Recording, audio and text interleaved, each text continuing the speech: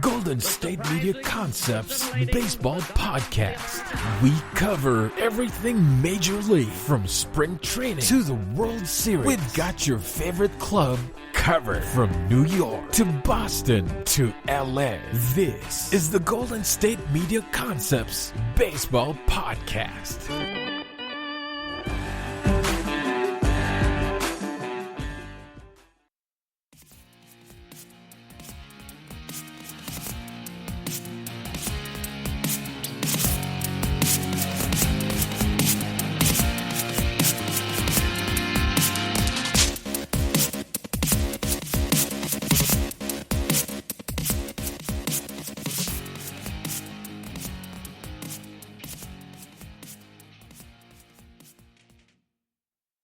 Thank you all for tuning in to the GSMC Baseball Podcast, brought to you by the GSMC Podcast Network. I am your host, Evan Worley. Happy Tuesday to everybody out there. Hope you guys had a great weekend.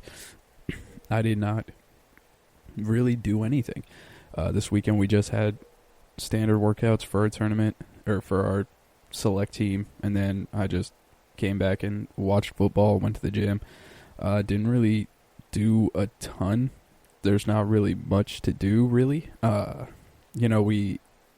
think the biggest thing that we actually did was we set up our house full of, like, Christmas lights and all that kind of stuff. But, everybody's doing that to get into the Christmas spirit, even though it is, and even though everybody is tired of hearing that it's a weird year, it is. And, it's, we're trying to make the best of it during this Christmas time. And, it's just weird seeing, like, a bunch of people just, it seems like this year I've seen more people go decked out for the holidays than I have in previous years, which is kind of strange because, previous years, like when I was up in Minnesota, it was cold, so I was expecting people to be decked out for Christmas, for the holidays or whatever, and there really wasn't that much going on in the cities, like in St. Paul or anything like that. But then I come down to Dallas in this, like, little Rockwall area, and so many people are decked out for the holidays. It's kind of strange. I'm kind of pumped for it, though, but, I'm just wishing it was a little bit colder. I'm not saying I'm wishing for, 10 and snowing with, 25 mile per hour winds, but, I'm saying, like, something in, like, the 40s, go outside, wear a beanie, all that kind of stuff, 30s, 40s, that I can put up with, that I can deal with, that I kind of enjoy, but anything above that, like, come on, guys, like, it's December. Really, for baseball purposes, there's not really much to talk about. There were a couple things that just got announced right before I started recording that I'll touch on in a second, but really today's just going to be about a bunch of rumors. There's been rumors going back and forth, all that kind of stuff. Basically, one thing that I wanted to touch on right before we get into an actual trade that happened to go through today. If you're listening to this, you already know, but the universal DH is not going into effect in 2021. So we are going back to the 2019 way of playing, the traditional way of playing. Pitchers have to hit in the NL. AL still has the DH, and I am very, very disappointed about this, because what the universal DH did is allowed, it's a given that it allowed a lot more offense, but I feel like it allowed more, strategy to take place. You don't have to do all this weird stuff to try and, account for what the pitcher's going to do at home plate. It allows the NL teams to get a little bit stronger offensively. It's just something that I really liked. It, I think, really affects a bunch of things in free agency. I think that free agency is going to be, completely changed because of this. I think that for guys like Kyle Schwarber and Marcell Ozuna, these type of guys, Edwin Encarnacion, I feel like all these guys are going to be going straight to the American League. Like Marcell Ozuna, if the Universal DH was still here, I feel like he would be a great fit to come back to the Braves. I really do. I still want him to come back for the Braves, but his defense is just awful. He is not a good defender. He's not worth it on the defensive end. I just don't expect him to, go out and play the field anymore. He showed it that he's not a great fielder when he was in, Miami. He reiterated that when he was in a St. Louis Cardinals uniform. And then, with the Braves, he did it again, where he was okay with the Braves, but he wasn't anything, above average. And especially with big young names coming up through the farm system like Christian Pache and Drew Waters coming in, I was hoping that the universal DH would stay, so we would be able to put, keep Travis d'Arnaud behind the plate and move Marcell Ozuna to designated hitter and just keep everything moving smoothly. But that's not the way it's going to happen. So with Marcell Ozuna being, the top, I say one of the top free agent hitters, like just straight power guys who could change a lineup day one. I think there's nobody who can be better than Marcell Ozuna. And with no universal DH, I feel like he is going not only to end up in the American League, but I feel like he's going to be a part of either Sox team. So I think the Red Sox and the White Sox are the two teams that could go after him. Pretty much swoop him off the market.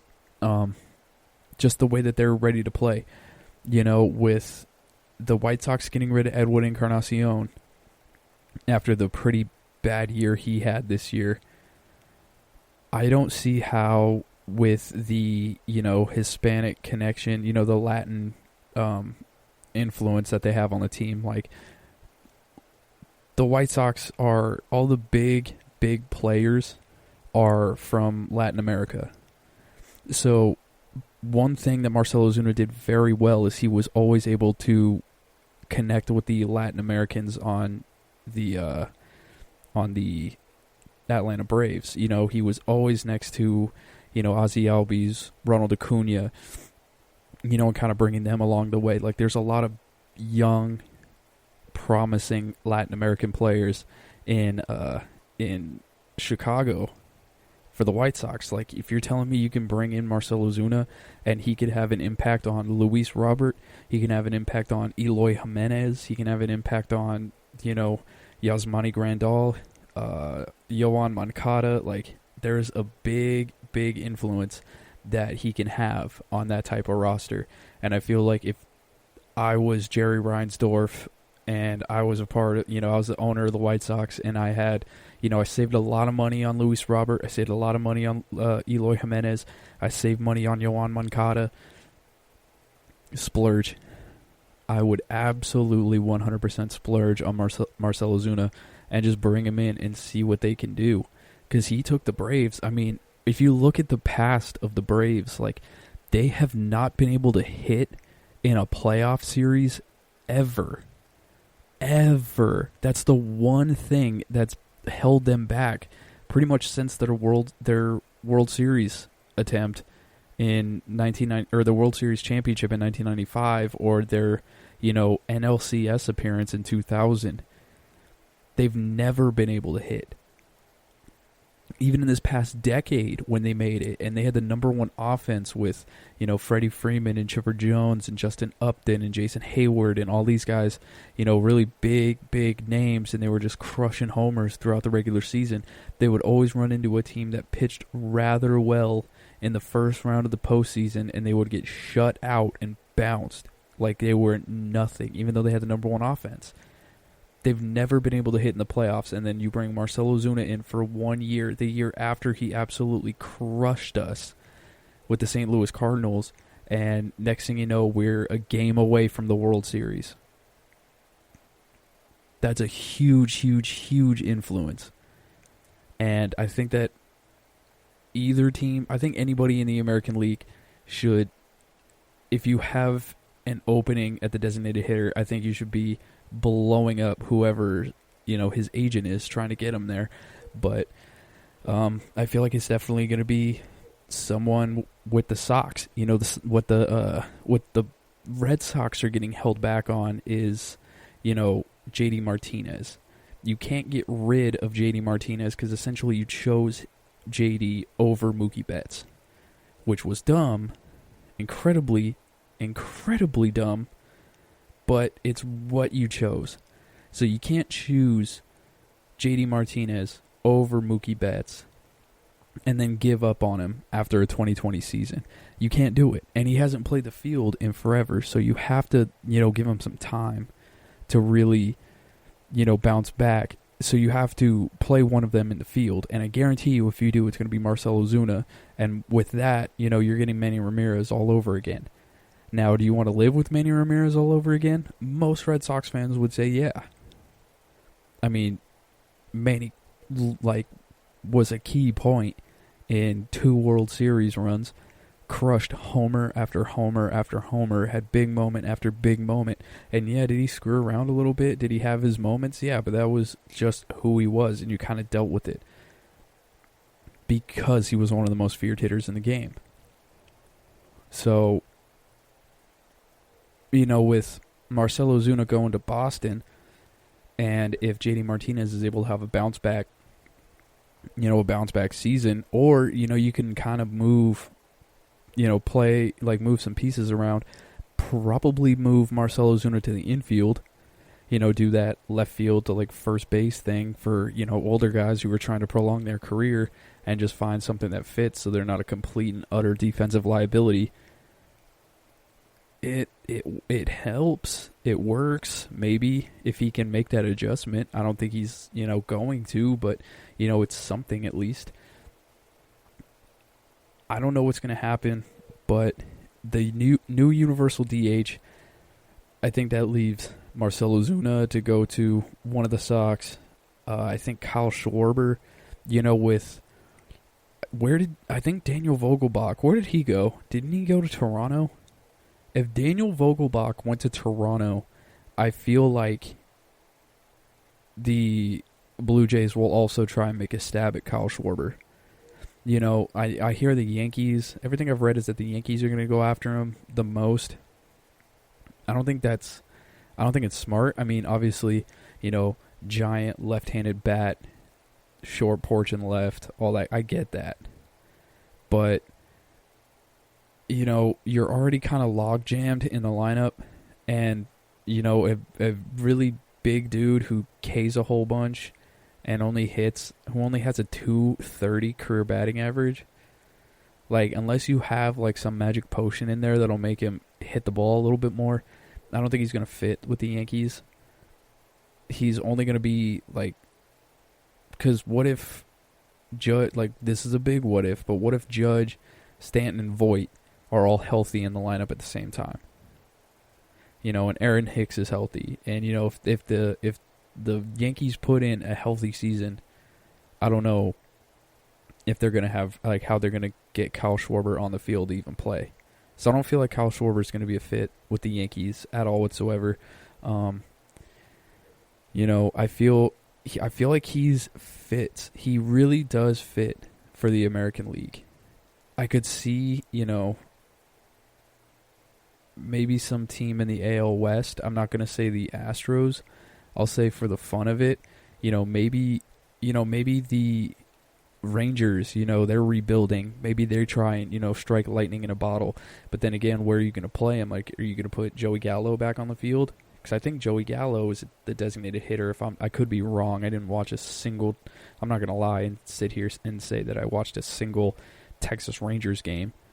But still, it's you could move Kyle Schwarber to the infield, or not Kyle Schwarber to the infield, move Joey Gallo to the infield, put him at first base. I know he was playing in the outfield.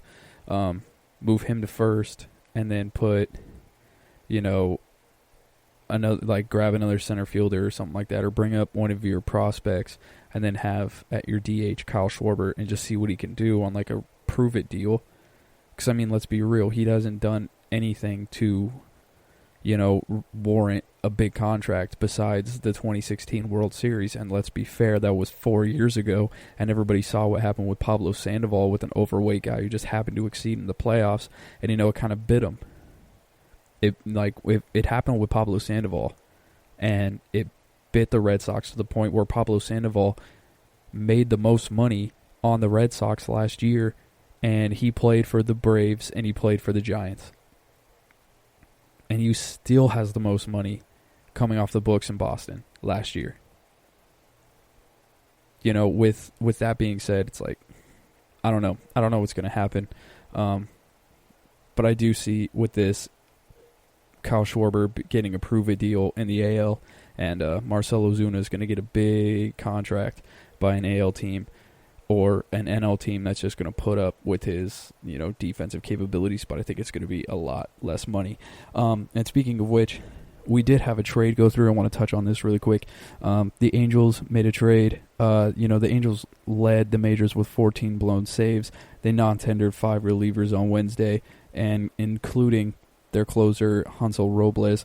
So they traded Noe Ramirez and a player to be named later for Rafael Iglesias with the Cincinnati Reds. So with his career, for his career, Iglesias has a 3.15 ERA, 106 saves in 6 seasons with the Reds. Last year, he posted a 2.74 ERA with 8 saves and 17 appearances. In 2020, you know, in 2019, he had 36 saves. He had a 4.16 ERA. Nothing to be too, you know, overly excited about, but it's something, you know, it's a step in the right direction. I did like Noe Ramirez for the Angels, but, you know, I obviously, being in, you know, the Midwest, you know, I didn't get to see a ton of their games, and they weren't really, let's be fair, Noe Ramirez is cool to watch, Mike Trout's fun to watch, but the Angels aren't fun to watch. Not right now, at least. He's going to be a free agent next season. He's making $9.1 million in 2020. So, you know, it's kind of his contract year. You know, there's 5 closers. You know, at Iglesias is, you know, he's one of 5 closers with 100 saves or more in the last 5 years. It's him, Edwin Diaz, Kenley Jansen, Brad Hand, and Alex Colomé. So, I mean, he is one of the best closers of the past 5 years. The Angels got somebody that's, you know, strengthened the back end of their bullpen. We can maybe see if he's, if he does pretty well. The Angels are definitely going to try to extend him maybe for, maybe 3 or 4 years, just to see if they can work with, especially since they have the Braves' old assistant GM as their GM. You're going to see a lot more, you know, analytical moves and, you know, smarter moves going on than, you know, what you would have got in the Angels era with Jerry Dipoto or their last general manager. What was it? Billy Epler. Billy Epler, you know, everybody hoorah'd over him, but man, he made some terrible decisions. He had some good decisions, but man, he had some pretty terrible decisions. So it looks like the Angels are attacking the bullpen, which is nice. There's no universal DH, and, you know, that's just going to be a huge bummer, but we're going to deal with it because I guarantee you in the next CBA, it is coming. All right, everybody, I'm going to be taking my first break, and I will be right back to talk about just some rumors. You know, today's going to be pretty much a rumor-filled episode because there's not much else really going on. So I will be right back. This is your ultimate stop for everything sports. The Golden State Media Concepts Sports Podcast. Should I say more? From the NFL, MLB, the NBA to MMA, it's all in here. The Golden State Media Concepts Sports Podcast. Listen now.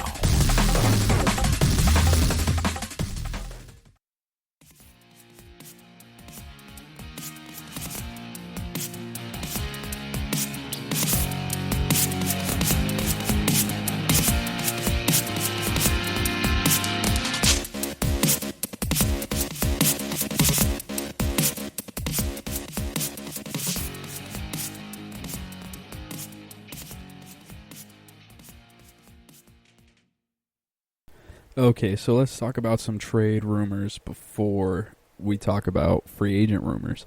So, Phillies managing partner John Middleton, he quote-unquote angrily denied an ESPN report this weekend saying that the organization had front office executives from other teams that are open to trading Zach Wheeler because it's facing some tough financial decisions following the pandemic-shortened season. The report was the Phillies, who had recently cut 80 jobs from their baseball and business operations department, said that they project losses in excess of $150 million this year, which is huge. Reports like that, they aren't just coming out of nowhere. You know what I'm saying? Like, when you put up numbers like that, they could be exaggerated. I'm not saying that they're not exaggerated, especially from news media. You can't always trust what you hear in the media. But then again, you can't always trust what you hear in the media, which is him saying that, it's not true. He came out as saying, if they offered me Babe Ruth, I wouldn't trade him. Talking about Zach Wheeler, which, is that's just a bold-faced lie. Like, it is what it is. If you got the Babe Ruth of this generation, and offered Zach Wheeler for him, he would take that in a second. It is what it is. But, numbers like that with the Phillies, they kind of played their hand pretty strong recently. Like, they were one of the big dogs, and now it's time to put up or shut up. And it looks like they kind of overextended their hands. When you think of the richest teams in baseball, you're not really thinking the Phillies. You think the Yankees, you think the Red Sox, you think the Dodgers, even though they don't flex like it, I do think that the Marlins are, could be one of the richer teams. They had some pretty big names on there with some pretty big contracts. They were the ones who originally gave Giancarlo Stanton his, $330 million deal. They just happened to trade it, but they had it. There are some big rich teams out there, and you really don't think the Phillies are one of them. Not until this up recently, at least. They had, I don't know how big their payroll was during their World Series runs with Halladay, Oswalt, Hamels, and Cliff Lee, but I don't think they were one of the highest payrolls in baseball. I don't think that was it. So they're kind of reaping the the pains of what was going on. The Athletic reported on Monday and confirmed ESPN's initial report that the Phillies had been quietly talking to clubs about Zach Wheeler. Obviously there are a ton of trade possibilities. With a guy like Zach Wheeler who just got signed. It would save the Phillies money. He signed a 5-year, $118 million deal last December. But, he's also one of the best players on the team. He's at the top of the Phillies rotation and is, which is one of their strengths. And they're dealing with one of their best pitchers would be, that would mean that they're looking past 2021. There's no reason to rebuild, especially with Bryce Harper beginning his third year of a 13.330. You know what I'm saying? So with the Phillies quietly, quote unquote, possibly in talks for, trading Zach Wheeler, it brings in, it kind of raises eyebrows because, I doubt that it's going to happen. I highly doubt it. But basing off these reports, they're quietly talking, maybe seeing what they can get, blah, blah, blah. You kind of have to go with it. I'm not going to sit here and be like, yeah, well, that's not happening and just poo-poo all over the thing. And then if it does happen, then just act like, you knew it all along. When I read the reports, I'm going to go with them. And if the Athletic confirmed ESPN's report, so you have two different of the biggest media sources in sports confirming what was happening, then you kind of have to take it with a grain of salt. They're shopping Zach Wheeler around with a 5-year, $118 million contract. Now, what they're going to try and get back for Zach Wheeler, I don't know. Who has a package that is good enough to get Zach Wheeler, I do not know. Could it be, the Indians are looking for a Lindor, Zach Wheeler swipe? You know what I'm saying? I doubt it, especially with, his contract being in the, 9 figures. But who knows? 5 years, $118 million could be, affordable for Zach Wheeler to pair him up with, Tristan McKenzie and Shane Bieber and Cookie Carrasco and, Aaron Savale and, these guys, Zach Plesac. With a rotation like that, they could go for it. The Phillies could use Francisco Lindor in the lineup, especially after they lost Didi Gregorius. Could Zach Wheeler, get traded to the Mets, get traded back to New York? Could he get traded to the Yankees? Could the Yankees set up a package to send, a bunch of assets to the Phillies for Zach Wheeler? The Yankees have the assets. Could, the Dodgers know that they're not getting Trevor Bauer and they're looking to beef up their rotation, especially after what happened in the playoffs last year and the playoffs the year before that? And, going for that big third guy in the rotation to pair with Derek May and Tony Gonsolin, knowing that Clayton Kershaw is deteriorating fast. There are things to think about with this. Let's shop some other teams. Maybe the Marlins are looking for that marquee guy. The Marlins could go after him. I don't think the Braves are going to go after him, just to be fair. I don't see it happening at all.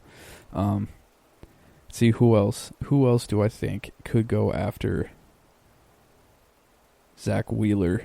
Everybody's saying the Padres. I don't think the Padres are going to give up assets for another pitcher, especially knowing that they're kind of early to the dance. That they have Lamet and they have Clevy and they have Paddock and Davies. I don't think they're going to give up a bunch of assets for Zach Wheeler. I don't think the Giants are going to go after him. I don't see Zach Wheeler in a Giants uniform. It could happen. I'm not going to say it can't, but I don't think that San Francisco has the assets to give up. I feel like they're more of a free agent hunt as of right now. Maybe the Cardinals. Maybe the Cardinals can sneak in. The Cardinals always have a chance of just like slithering their way in and grabbing one of the bigger guys off the trade market. That it just seems so fitting if he were to be talking to the St. Louis Cardinals. The Cubs maybe. I'm not going to say it's going to be the Cubs. I'm really only pushing out NL teams, huh? Come to think of it, besides the Indians and the Whites or the Yankees. Maybe the Red Sox get in. Maybe this is the Red Sox way of saying that they want to come back. Maybe Bobby Dalbec is, Bobby Dalbec wouldn't make sense. It could make sense, actually, because he's a first or third baseman. And you pair Dalbec with Alec Baum and, with whoever they get, it doesn't look like they're going to be spending money. So they have Cesar Hernandez, right? Or no, Cesar Hernandez is in Cleveland now, I think. I don't know. But there are a lot of teams that could be out there that could fit, Zach Wheeler's profile. And, if the Phillies are in dire financial need, then, I could see, Zach Wheeler getting shopped, even though I highly doubt it. It's going to have to be for someone like a fielder like Francisco Lindor, who can kind of, be tucked on the back burner, until until we're out of this whole situation and everything kind of goes back to normal. But, until that happens, I don't see Zach Wheeler getting, I don't know. I don't know what's going to happen. But Zach Wheeler getting traded, highly doubt it. But that would be a bombshell on the league. That would be kind of sick. I would like it just to be just for the excitement of let's catch everybody off guard. You know, that hot stove moment that we haven't really had this year, that'd be great. And some other trade rumors of another pitcher, but this time in the American League that everybody knows is out on the trading block because he was very mad in the World Series. It is Blake Snell. So Blake Snell, as we all know, is a Cy Young Award winner. We've been talking about him for a few weeks now. We all know he was very mad after Game 6. Very angry. You know, in 2021, he knows that the Rays, everybody knows that the Rays aren't a lock to get back. So we also all know that the Rays, you know, have been known for making trades of some notable players in deals, you know, that have got some, you know, has got them some pretty valuable pieces. You know, especially with, you know, Evan Longoria, he got dished.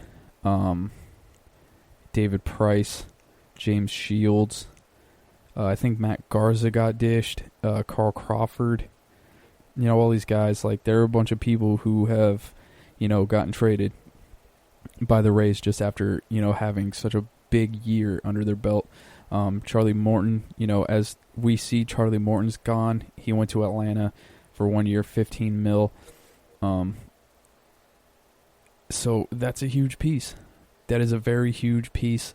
Last time we saw the Rays contend for a World Series, they got to the World Series, they lost, and rebuilding started to take place. Not necessarily rebuilding, but a lot of guys that were like, oh, that's our one chance, and they kind of left. They're like, yeah, we had our run. All right, cool. Let's trade some people. Let's get some assets because everybody's going to want more money, and we don't have it. So Blake Snell on the trade block is definitely a thing. It's getting more and more out there. He was quoted as saying, "I'm aware it's going to happen at some point, so I'm ready whenever that point is. I just hope it's a couple years away from now because I love it here." So all in all, it's a little surprising. So he's saying it's surprising, but he's also not really surprised, which makes sense. You know, Blake Snell is under one of the better contracts in baseball. He's got 3 years, $39 million left. Very affordable, very tradable. You know, he's going to be looking for one of the bigger deals next time he is a free agent. So I don't think that he is going to be coming back for them. You know, it's one of those things where he can return. It's a king's ransom for Blake Snell if he's able to come. Like if they're really able to trade him, it's a king's ransom at this point. Because, you know, everybody's talking about, oh, like a sign and trade. You don't need to sign and trade for Blake Snell. You know, it's not a 1 year rental where you're like, oh, I don't want to give up a ton of assets for 1 year and have him not get locked down. Like, you have multiple years of control over this guy and his current contract. Like, I think this is where you trade him. So Rays fans, I would definitely hold on, because if Blake Snell is still there by opening day next year, I will be shocked. I will be shocked if he's still there. I don't think he will be. I think he's gone. Basically right now, I think it's just teams trying to piece together their biggest trade package, their biggest and best trade package that they can get for, you know, one of the better pitchers in the league. Like, let's not forget that Tampa Bay, more often than not, swindles the other teams in trades. Let's be real. Like, let's remember they traded Chris Archer to the Pirates for Tyler Glasnow, Austin Meadows, and Shane Baz in 2018. Shane Baz was incredible out of the bullpen. Austin Meadows was one of the better hitters in the lineup, and Tyler Glasnow, we all look at right now, is one of the better starters in baseball. And when his contract is up, he is going to get a ton of money. A ton of money. So people got to come with their best trade packages, because the Rays aren't going to go down lightly. They want to trade Blake Snell, but they're completely okay with hearing every single offer. So that that leaves some room for debating. Where do we think that he's going to go?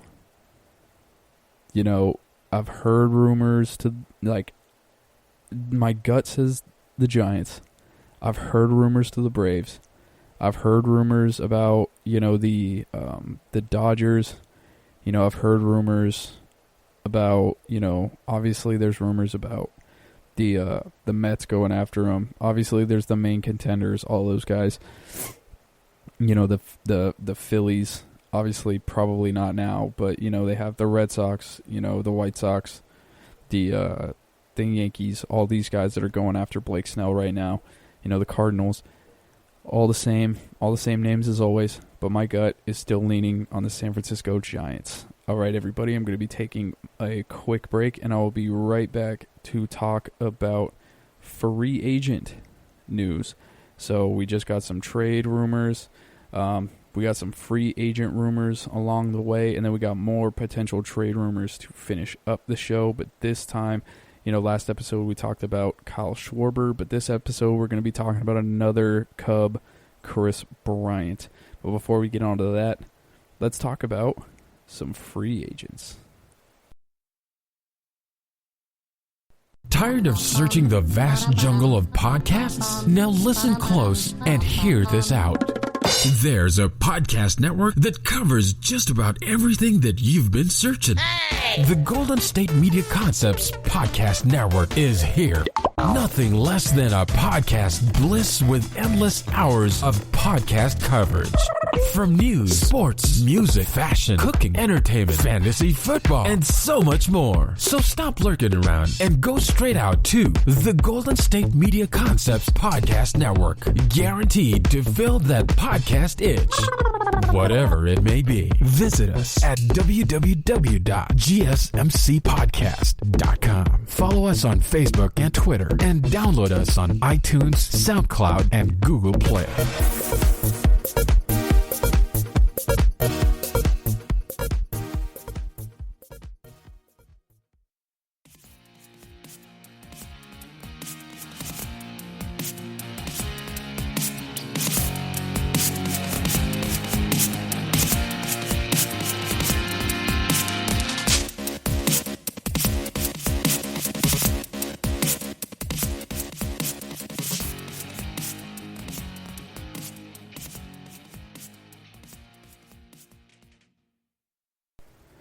Alrighty, so rumor is the Mets are going after some big names from the Minnesota pitching staff. So they already got Trevor May officially on board, and the Mets are currently targeting Jake Odorizzi. Jake Odorizzi, he's, the New York Post, New York Post has mentioned that Odorizzi, was engaged with some more teams at the moment, including the Minnesota Twins. So in 2019, Jake Odorizzi was incredible. I worked with the Twins in 2019, as most of you may know, and that's no lie. Jake Odorizzi, when he was on the mound, was awesome. That was probably my favorite pitcher to watch. Jose Barrios, everybody might think that Jose Barrios was going to be the number one pitcher that I like to watch, but the problem with him was more Rocco Baldelli didn't know when to take him out because he would walk so many batters. He could really only last like 6 innings, 5.5, if that, like 5 1/3, 5 2/3, because as soon as he hit the 100 pitch mark, it was a wrap. He would walk some people. He would walk the bases loaded at least once a game. Maybe twice, but he would always find a way to get himself out until he hit 100 pitches. Then when he hit 100 pitches, it was more, all right, bombs away. So Jake Odorizzi was definitely that guy. The 2019 Twins have kind of gotten paid recently. Martin Perez, he was in Boston. He had a significant drop-off from where he was the season before in 2019. Jake Odorizzi's looking to get paid. There were some pretty good pitchers for the 2019 Minnesota Twins and last year for the 2020 Minnesota Twins. But And yeah, like I was saying, he was terrific in 2019. He was 15-7. He had a 3.51 ERA. He made his first career All-Star game. In 2020, he was not very good. He had an 0-1 record with a 6.59 ERA and only 4 starts. He battled a chest injury. He had a blister. I hate blister injuries. When they say he battled an injury and they put a blister in there, like pitchers, I get it. You can't really throw that well when you have a blister, but guys, come on. The whole pitchers are athletes thing, like, let's be real. There are athletes who have played on ACLs that have been torn. Kobe walked off the court with torn Achilles and sunk 2 free throws and then walked off the court again. You know what I'm saying? Like, Klay Thompson tore his ACL, came back in, hit 2 free throws, and then walked off the court. Byron Leftwich played in a game with a broken leg when he was at Marshall. And you're telling me that you can't throw with a blister? Come on, fellas. Let's be real here. Kirk Gibson's leg was messed up, and he hit that home run and gimped his way around the bases. Like, come on. Pitchers are the furthest thing from athletes. And I will not have this debate anymore. Don't come at me with this debate, because if you say that pitchers are athletes, you are wrong. You are very, very wrong. Very wrong. Now, he had his chest injury, blister injury. Just like May, Odorizzi, he's pretty familiar with Jeremy Hefner, the pitching coach, who was the assistant pitching coach with the Twins in 2019. He's one of the more interesting free agent options in like the, second tier, I guess. Obviously Trevor Bauer's number one. He was in tier A with him. Marcus Stroman was a good one. There are a few more starters that are in, tier A, but I would say tier B, Jake Odorizzi is a pretty good choice. With the New York Mets, their pitching staff, they obviously have their big three now. Then complimenting him with Jake Odorizzi is, it could be a good play, could be a pretty bad play, especially off the year that he just had. But here's my thing. I'm always iffy about players switching divisions. Not only switching divisions, but switching leagues. It's where they go from the American League to the National League. Because, in the past I've seen so many players who have switched leagues and it work out, it'd be pretty detrimental for them. I know a lot of people, majority of it doesn't really make a difference. Baseball's baseball. They just go out and they play and they do a good job. But, I've seen so many players who have, really gone out and, switched leagues and just played horrible baseball. Just complete 180 from where they used to be. It always gives me, the heebie-jeebies, I guess, whenever something happens like that. Jake Odorizzi, being with the Twins in 2019 and in 2020, I would like to see him stay in the American League. A team that I thought who could go after Jake Odorizzi, throw him some money and, kind of bring him out of his shell and, would be the Angels. I feel like the Angels would be a good team to go after him, especially if they still have interest over Trevor Bauer after Bauer sending the proverbial "you up" text to Angels fans. He could go, if the Angels were able to get Trevor and able to get Odorizzi, it looks like a pretty solid rotation with Canning, Heaney, Bundy, Bauer, and Odorizzi. You got about 3 guys who are pretty good, pretty solid in the rotation that you can really go out and do something with. I don't know if that's definitely going to be how it works, how it goes, but, we'll see moving forward what Jake Odorizzi is going to do. I feel like he's a guy who's going to surprise some people. He's right up there with J.A. Happ, who I feel like is just going to, not shock people, but it's going to be just kind of like a really type move. You know how J.A. Happ, you know, he's rumored to go from the Yankees back to Toronto, back where he had his most success. I feel like Odorizzi, you know, he could be one of those guys who goes back to, you know, a team that he had before. You know, maybe the Rays are in contention for him. You know, maybe he wants to go back to Tampa, you know, after what they've done.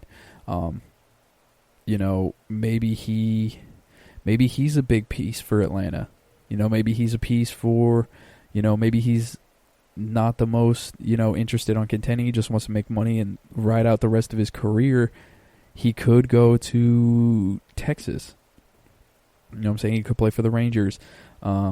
Maybe he goes to the Cubs because the Cubs need some arms to solidify their rotation. You know, there's so many different options for Jake Odorizzi that, you know, the fact that, you know, the Mets are going after him pretty hard and they're still kind of a question mark if, you know, Syndergaard's going to come back just as good.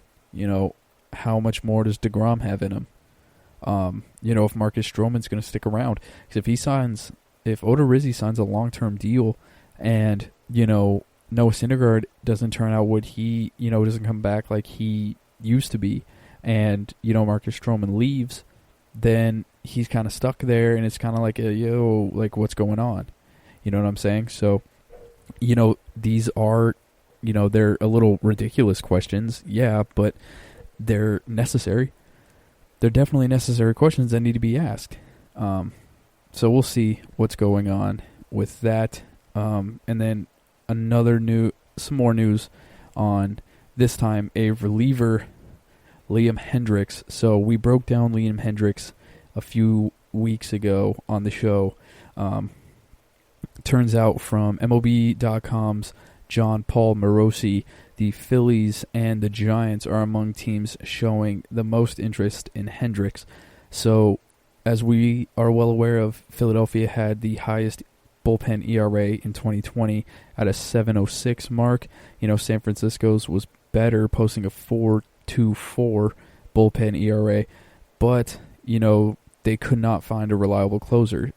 Trevor Gott, Tyler Rogers, Sam Coonrad combined for 10 of the team's 13 saves, but it also had a collected 7.12 ERA and 7 blown saves. So according to Morosi, the Giants are showing interest in free agents Brad Hand and Archie Bradley, while the Phillies have acquired virtually every notable free agent reliever. So Brad Hand, see, this, I was telling you guys, I was telling you. The Giants are going to make a splash this year. They are. They're going to go out and get some people. You know, I can see them grabbing both. I can see them grabbing, you know, Liam Hendriks and Archie Bradley. Liam Hendriks and Brad Hand. Brad Hand and Archie Bradley. You know, I can see them adding two big names to their bullpen. Because if there's anything that we know about the San Francisco Giants is they're going to attack their pitching staff. Their pitching is their number one focus. It always has been. It always will be. Their offense is good, not great. Like, you look at their offense, and you never really see anything too overwhelming. Besides the year that they had Marquise Grissom, Barry Bonds, Jeff Kent. You know, there was a lot of guys in that lineup JT Snow, who could go out there and put up numbers on you. But, you know, besides that, more often than not, it was all about pitching. Like, during their runs, you know, their number one hitter was Pablo Sandoval, who, once again, I stated before, was very, very good during those times. But nobody was looking at Pablo Sandoval afterwards like, oh, he's the one. You know, he's David Ortiz. He's not David Ortiz. Far, far, far from it. But in the World Series during those runs, he looked like it. Buster Posey was the guy. You know, you can go through Buster Posey's career. He didn't have the most intimidating numbers. You know, you don't look at Buster Posey like, man, like this guy knew what he was doing. He knew what he was doing, but, like, you know, you're not looking at him offensively like, this guy is incredible, besides his one MVP year where he hit, you know, 330 and 100. You know, most of it's like 20 to 20, 8 homers, between 70 to 90 RBIs, and he's batting, between 320 and 280. It's just who he is. And that's what they got out of him, and that's all they really needed out of him because their pitching was so good. Brandon Belt was really good in the postseason. You don't look at Brandon Belt in the regular season. Like, there's just some people who are able to turn it on late, and, it just kind of works out for them. It's always been based on their pitching. You looked at their bullpen shut people down. You looked at their starting rotation. Jake Peavy was going out of his mind. Barry Zito was able to pitch even though he had one of the worst runs I've ever seen with the starter, with the San Francisco Giants. He was awful, but when the postseason came around in 2014, he was kind of the guy that they leaned on. Madison Bumgarner is one of the best World Series pitchers of all time. He's not good in the regular season, but in the postseason, he was incredible. They had Matt Cain. Matt Cain was able to turn it on and off. He had rough years, but when he was on, watch out. They had the abilities to do all that stuff. So I know that the Giants are going to make a stab at somebody. I know they're probably going to go out. They're going to get 2 of these 3. Between Hendriks, Brad Hand, and Archie Bradley, 3 of them are going to land in San Francisco. 2 of the 3 are going to land in San Francisco. I still have a gut feeling they're getting Blake Snell. I really do. And then I feel like they're a dark horse for George Springer. Nobody's reporting it. I still feel like it's going to happen, man.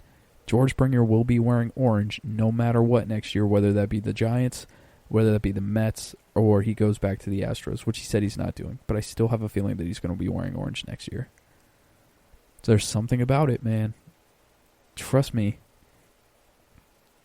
Honestly, if I'm able to call this and he ends up with a team that's orange, I'm going to be ridiculously hyped, and I'm going to come on here and you will not get me to shut up about any of it. And guess what? I don't care. Because I deserve it. Because that would be a damn good call by me. A great call. But yeah, it looks like Philadelphia, there are reports of being broke. I doubted it. I went along with it, but I'm told you 1,000 times I doubt that they're broke. And the fact that they're going after every single reliever in the game right now, every free agent reliever, shows that they're not broke, especially when they're going after guys like Hendriks and Brad Hand who are going to, require a payday unless they get rid of Zach Wheeler for bullpen pieces and then add more bullpen pieces. But once again, it's not going to happen. All right, everybody, I will be taking my final break. I will be right back with more trade rumors. But this person is going to be Kris Bryant. So we're going to be going over, instead of free agent focus, we're going to go over more rumors on the Cubs third baseman, Kris Bryant.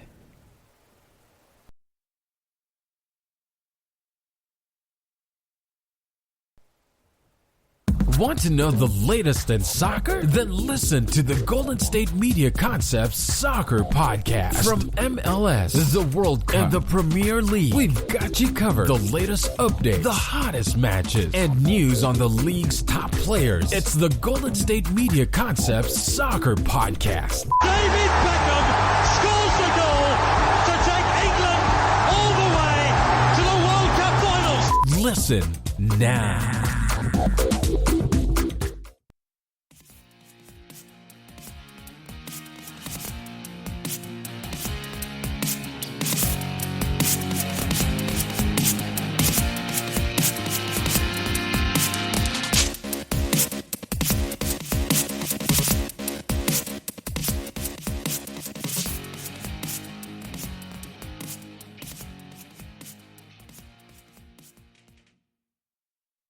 Alrighty, so sorry about this, guys. Weird day, not much news. We're in the dead period of baseball. I don't know if the winter meetings are going on or when they are going on, but we just gotta put up with this. There's not much noise going around in baseball at the moment. So one thing that's happening is there are some rumors for Kris Bryant. Let's see, who who wrote this? It just says by MLB.com. So I'm on MLB.com, and we're looking at 7 trades for Kris Bryant. This was written by David Adler from MLB.com. There's 7 trades that could possibly happen for Kris Bryant. First of them, the Blue Jays get Kris Bryant. The Cubs get Derek Fisher, Reese McGuire, Kevin Smith, their 19th prospect, and Josh Winkowski, their 26th prospect. So, the Blue Jays, they drafted Kris Bryant in the 2010 draft at a high school in the 18th round. He didn't assign. He went to the University of San Diego, where the Cubs took him 3 years later, number 2 overall. The Blue Jays, Vladimir Guerrero Jr. said he wants to return to third base. So basically what they would do is they would trade for Kris Bryant and throw him in the outfield. With this big lineup, Kris Bryant could do a lot of work. He could put in a lot of work with this lineup. You have Lourdes Gurriel Jr., Kevin Biggio, Vlad Guerrero Jr., you got Bo Bichette, Kris Bryant. Like, that's a pretty solid lineup. I don't think that they would do it, basically because they're giving up kind of a lot. I wouldn't say a lot, but it is a possibility. Derek Fisher is a good left fielder, I guess. Not really that great. Reese McGuire, he's had his issues off the field. I've never heard of Kevin Smith, their 19th prospect. Maybe he's young. Maybe he's a really young guy. And then Josh Winkowski, a reliever. The Blue Jays kind of got to focus on their relievers right now. If I were the Blue Jays, I would actually try this. I would actually do it, mainly because, Bryant is still relatively young. I think he's 30 right now, and with his ability to play the outfield, granted not well, but he could I think he could get something done here. Moving on, for the Braves. So the Braves would get Kris Bryant. The Cubs would get Kyle Muller, left-handed pitcher, Braves number 6 prospect, Sean Newcomb, who's been a complete disaster, and Austin Riley. So, why this would work, the Braves have had success signing 1-year deals with recent players, being Josh Donaldson and Marcell Ozuna. The Cubs, they'll probably push for Waters, Pache, and hypothetical talks if that's a thing. But, we would probably, they're saying that Muller could be an option. He's a 6'7" lefty with mid-90s fastball, has a career .303 ERA in the minors. He could step into the rotation as soon as next year, which would be something as good. Sean Newcomb is only 27 years old. He has something in the tank. Austin Riley, who I've compared to Troy Gloss many a times on this show, he's got some power from the third base position. He's got a lot of power, but is he able to put bat to ball? Is he able to put bat to ball? That I don't know. If I were the Braves, I absolutely would not do this.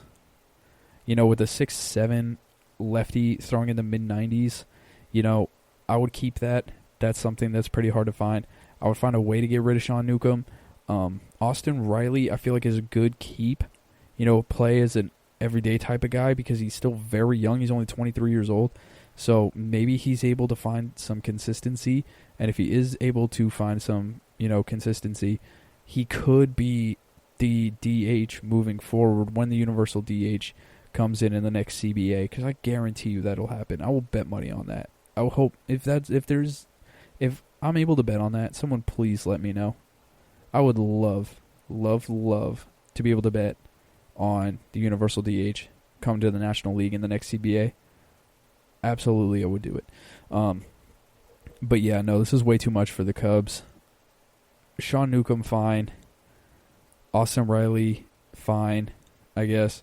But I wouldn't give up Kyle Muller. I would give up one of our 3 catching prospects for this to actually go through. So, The Dodgers take on another one-year deal as the headline. So the Dodgers would get Kris Bryant. The Cubs will get Chris Taylor and outfielder DJ Peters, who was the Dodgers' number 11 prospect. So, the Dodgers, obviously, they're more willing to roll the dice because they have so much talent already. They did it with Mookie last year. They've done it with Manny Machado. With Justin Turner hitting free agency for the Dodgers, they could be willing to take on Bryant's salary to fill a gap at third base. He is 4 years removed from being MVP of the league. He could benefit from the best lineup in baseball, and probably return to being fully healthy. The Cubs will be getting pretty much a B-grade Ben Zobrist and Chris Taylor. He could play anywhere defensively. He has 20 homer power. Peters is a 24-year-old outfield prospect who, looks like he's more of a right fielder. That, that position is going to be held down by Mookie for the next decade. So other teams, he could see him, be thrown in deals pretty much for anyone. So I would not expect DJ Peters to stay in unless they plan on moving him to like left field or something. I don't know what the Jock situation is looking like, but for the Cubs, if the Cubs are able to get Kris Bryant back, see, my thing with this is the Cubs are like moderately competing. Like the Cubs are good enough to make the playoffs over and over and over again. Like they're good enough to keep the fan base around. I do not think they're good enough to compete for the World Series. I really don't. With the core that they have with Rizzo, Bryant, Baez, Wilson Contreras, like these guys, I think they're good enough to win the Central or get to the wild card. I don't think that they're going to be able to win the World Series. I think they need a few different pieces. I feel like they need, to really go out there and make a splash. So with Kris Bryant deteriorating, he's going to be in his 30s soon. If not, he's, I think he might be in them or he could be turning 30 soon. That's something that, you got to take into account. If he's getting to 30 and he's deteriorating, it's not just going to spike back up out of nowhere. He's not Josh Hamilton, where, he gets kicked out of baseball and then just shows up and is the man again. I don't really think that, Kris Bryant's going to be that way unless he's able to get fully healthy, and he hasn't been able to be fully healthy with the Cubs ever since the World Series year where he was MVP. So I need to, if I were the Chicago Cubs and somebody gives me an offer full of a ton of prospects, I don't know what's holding me back on doing it because your core's getting older. There's no guarantee that Javi Baez is coming back. Like, I'm not saying go ahead and pull this deal for Chris Taylor and DJ Peters, but, I would be looking more, seriously than I think that they are. Unless you're able to get Javi Baez back, you're able to lock up Wilson Contreras for a very long time. You're able to find something to really back up, Anthony Rizzo, because Anthony Rizzo's been around for a hot minute. He's in his 30s. It's something. You got to boost up that outfield. You got to find a consistent top-of-the-lineup guy. The Cubs are further away from winning a World Series than we think. 4 years removed from winning it. Next up, the Mets. The Mets have a trade that's possible. Kris Bryant to the Mets for J.D. Davis. Matthew Allen, who is the Mets' number 4 prospect. He's a right-handed pitcher, and right-handed pitcher Robert Dominguez, who is the Mets' 13 prospect. This is the one I like the most so far.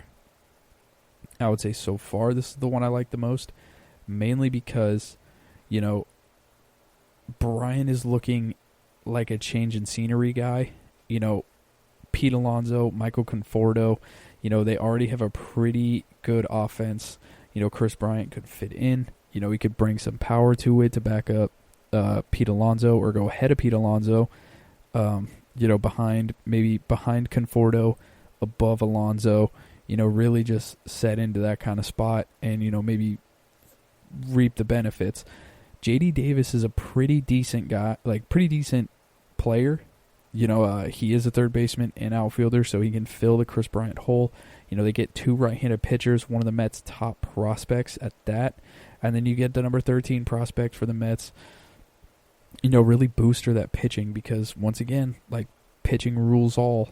If your pitching's on fire, if your pitching's hot and you got great pitching, you're going to win. It is what it is. So that's definitely something that I like right there. I would recommend, the Mets taking a look at that one if that comes across their desk. Obviously, this is all speculation. This one is the Nationals. So the Nationals, we're going to end it with this one, actually.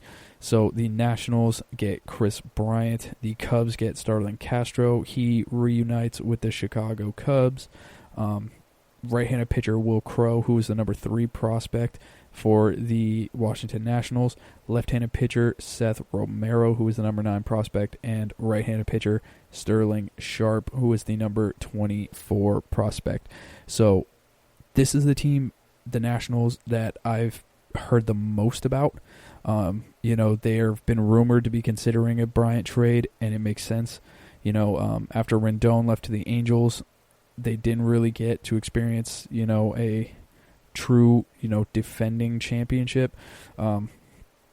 Davey Martinez, he was the Cubs bench coach when Kris Bryant was coming up. He could slide in the lineup at third base, hit right behind Juan Soto. He could even, depending on the situation, he's going to be in the field with Carter Kieboom, Luis Garcia. It's definitely something that, the Cubs and the Nationals could work out. It could be a good thing for them. Castro reunites with his original team. He racked up 1,000 hits for them. It's a guy who you can plug in and you can play, and he's not going to lose you games. I wouldn't say he's going to lose you games anymore.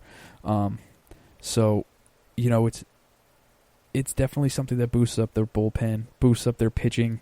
Unless they're able, I know that they're not going to want to go through a rebuild, which this definitely seems like they're looking like it's going to be a rebuild, but it all depends on how close these prospects are to coming up. If Will Crowe is able to, come up next season and, make an impact. We've seen, youngsters come up into the bigs and make a total huge impact just based off the Braves alone, and Ian Anderson and Bryce Wilson, just the games that they were able to throw in the playoffs. These young guys, I hate using this term, but these young guys are different, man. They're coming into the bigs, and they're shoving immediately, and there's really no stopping them. So I feel like, I like the Nationals deal because they get more pitching and they get more youth. I think that the Mets could be able to swindle it, if they're able to get to them quicker, especially with J.D. Davis, because J.D. Davis is a little bit younger than Starlin Castro. But we'll see how that goes. All right, everybody, that is our show. I would like to thank you all. I will be back on Friday with a brand new episode. Enjoy your weekend, enjoy your families, and be sure to enjoy the holiday season. You can follow me on Instagram at EvanWorley23. You can play me in Tap Baseball if you're bored. The nickname is EvanWorley23. And I would like to thank you all for listening to the GSMC Baseball Podcast, brought to you by the GSMC Podcast Network. I would like to ask you all to please remember to subscribe to the show. Write a nice review because it really helps us out.